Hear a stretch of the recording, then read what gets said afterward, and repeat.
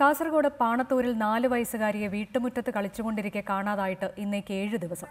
സന ഫാത്തിമയ്ക്കായുള്ള police അന്വേഷണം ഇതര സംസ്ഥാനങ്ങളിലേക്കും police വ്യാപിപ്പിച്ചു. കഴിഞ്ഞ വ്യാഴാഴ്ച 4 മണിയോടെ അങ്കണവാടിയിൽ നിന്നും വീട്ടിലെത്തിയ കുട്ടിയെയാണ് കാണാതായത്.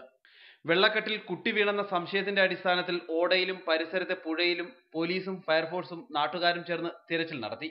അതേസമയം കുട്ടിയെ കാണാതായ ദിവസം പരിസര പ്രദേശങ്ങളിൽ നാടോടി സ്ത്രീകളെ കണ്ടതായുള്ള വിവരത്തിന്റെ അടിസ്ഥാനത്തിൽ പോലീസ് അന്വേഷണം ഇതര സംസ്ഥാനങ്ങളിലേക്കും വ്യാപിപ്പിച്ചു.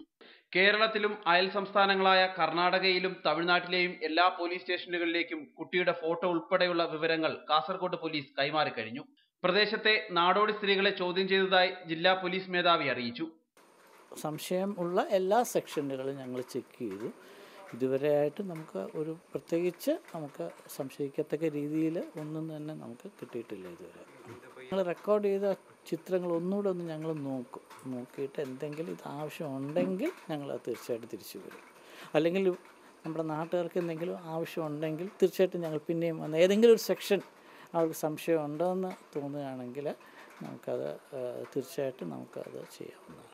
അതേസമയം ഇന്ന് ദുരന്ത നിവാരണ സേന കുട്ടിക്കായി പുഴയിലും ഓടയിലും അത്യാധുനിക ഉപകരണങ്ങൾ ഉപയോഗിച്ച് തിരച്ചിൽ നടത്തിയെങ്കിലും കുട്ടിയെ കണ്ടെത്താനായില്ല. തോരാതെ പെയ്യുന്ന മഴയും പാണത്തൂർ പുഴയിലെ പാറക്കെട്ടുകളും തിരച്ചിലിനെ വലിയ രീതിയിൽ ബാധിക്കുന്നതായി പോലീസ് അറിയിച്ചു. വെള്ളരിക്കുണ്ട് CI സുനിൽകുമാറിന്റെ നേതൃത്വത്തിലുള്ള പ്രത്യേക സംഘം ഇന്ന് കുട്ടിയുടെ ബന്ധുക്കളുടെ മൊഴി രേഖപ്പെടുത്തി.